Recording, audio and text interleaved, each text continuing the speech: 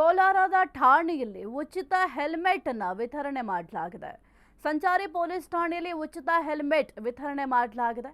ಸಾರ್ವಜನಿಕರಿಗೆ ದಾನಿಗಳ ಸಹಾಯದಿಂದ ಈ ಒಂದು ಹೆಲ್ಮೆಟ್ ಅನ್ನು ವಿತರಣೆ ಮಾಡಲಾಗಿದೆ. ಕೈ ಮುಖಂಡ ಲಿಂಗಾಪುರ ಕಿಟ್ಟಣ್ಣರಿಂದ ಹೆಲ್ಮೆಟ್ ಅನ್ನು ವಿತರಣೆ ಮಾಡಲಾಗಿದೆ. 100ಕ್ಕೂ ಹೆಚ್ಚು ಹೆಲ್ಮೆಟ್ ಅನ್ನು ವಿತರಿಸಿದ ಡಿವೈಎಸ್ಪಿ ಎಂಎಚ್ ನಾಗ್ತೆ ತಮ್ಮ ಪುತ್ರನನ್ನ ಬೈಕ್ ಅಪಘಾತದಲ್ಲಿ ಕಿಟ್ಟಣ್ಣ ಅವರು ಕಳ್ಕೊಂಡಿದ್ರು.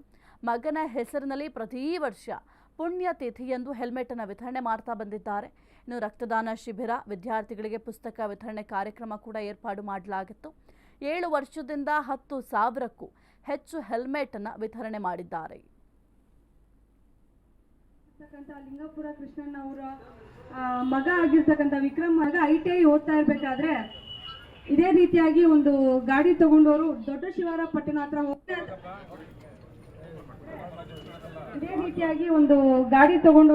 ಶಿವಾರಪಟ್ಟಣ ಹತ್ರ ಹೋಗ್ಬೇಕಾದ್ರೆ ಸಂಜೆ ಹೊತ್ತು ಅವರಿಗೆ ಅಪಘಾತ ಆಗಿ ಅವರಿಗೆ ತಲೆಗೆ ಇಂಜುರಿ ಬಿದ್ದು ಸ್ಥಳದಲ್ಲೇ ಮೃತಪಟ್ಟಿರ್ತಾರೆ.